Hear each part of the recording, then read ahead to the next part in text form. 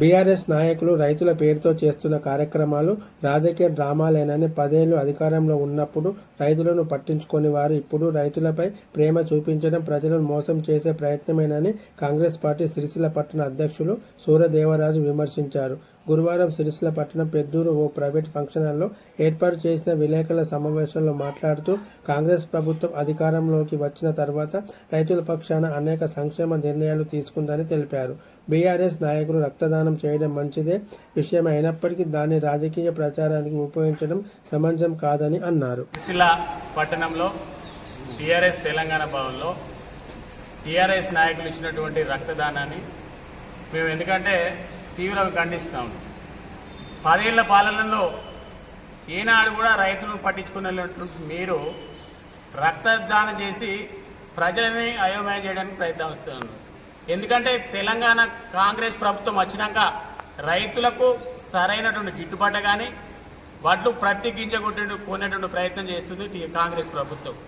కానీ బీఆర్ఎస్ ప్రభుత్వంలో ఏనాడు కూడా రైతులని పట్టించుకున్నటువంటి పాపాన పోలేనటువంటి మీరు రక్తదానం దేనికి చేసినాడు విడ్డూరంగా ఉంది. రక్తదానం బాగుంటే చేయండి. రక్తదానం ఓకే, బ్లడ్ డొనేషన్ చేయరు, చాలా తప్పు లేదు, ఇంకా ఏదైనా చేసుకోండి.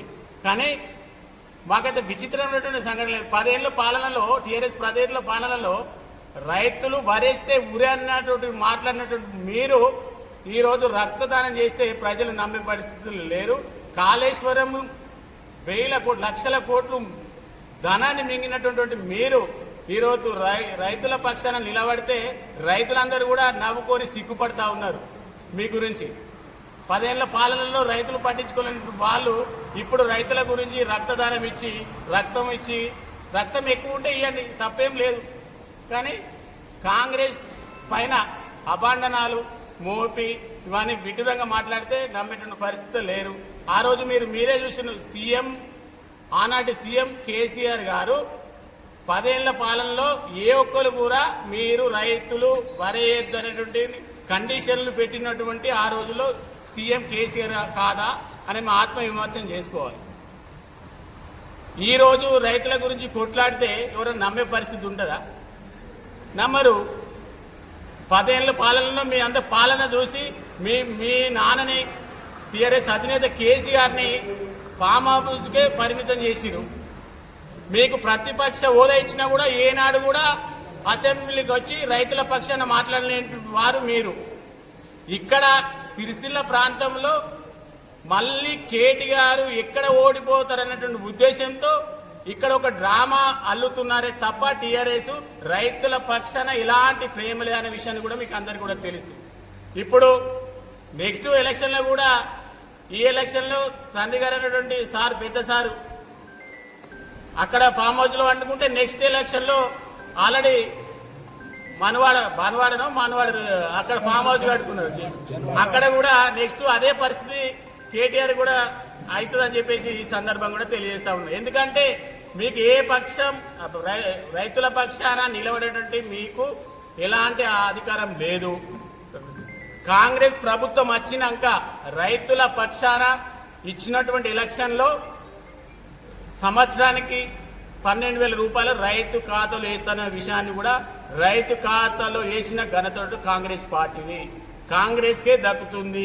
బడుగు బలహీన వర్గాలకు వెన్నటువంటి కాంగ్రెస్ పార్టీ మనం అందరం కూడా చూస్తా ఉన్నాం. ఇచ్చిన ప్రతి మాట నిలబెట్టుకుంది. మీరు కాళేశ్వరంలో 1,000 కోట్ల లక్షల కోట్లు మింగితే అది ఇప్పుడు విచారణ కూడా జరుగుతుంది. అది విచారణ పూర్తి అయినాక మీరు కాళేశ్వరం గురించి మాట్లాడితే దానికి అర్థం ఉంటుంది. 1,000 కోట్లు దుర్వినియోగం చేసి రైతులకు నీళ్లు ఇవ్వలేని పరిస్థితి కూడా మేము చూసినాం.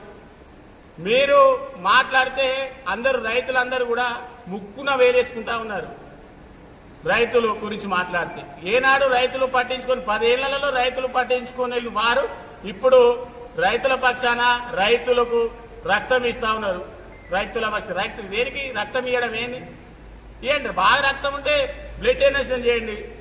గవర్నమెంట్ హాస్పిటల్లో మేము కూడా చెప్తాం, సూపరింటెండెంట్ చెప్పి బాగా టీఆర్ఎస్ల దగ్గర బాగా రక్తం ఉంది తీసుకొని పేద ప్రజలకు అందిమని చెప్తాం. కానీ ఏదో ప్రజల పక్షాన మేము ఉన్నామని చెప్పి డ్రామాలు చేసుకుంటా బాగా రక్తం ఎక్కువై బాగా 10 ఏళ్ళ తిన్న సొమ్ము బాగా తిని తిని తిని మీకు అందరికి రక్తం ఎక్కువైంది. వాస్తవానికి రైతులదంతా మేసి మేసి రైతుల దగ్గర ఉన్నంత డబ్బంతా మేసి మేసి మేసి మీకు రక్తం ఎక్కువైంది. ఇస్తే తప్పలేదు, తప్పేముంది?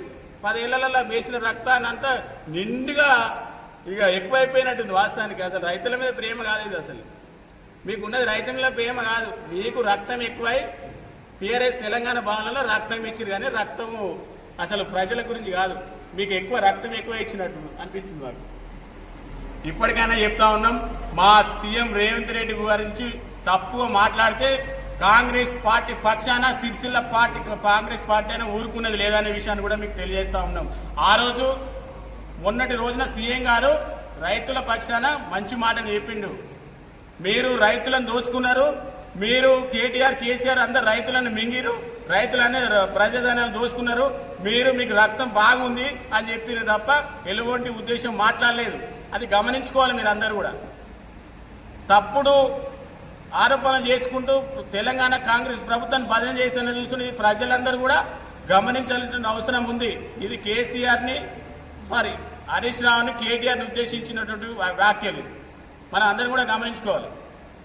కానీ ప్రజలు ఏ కొన్ని కూడా రైతులను కానీ ప్రజలు కానీ ఎక్కడ కూడా ఆయన తప్పుగా ఎప్పుడు కూడా మాట్లాడాడు సీఎం మా రేవంత్ రెడ్డి గారు.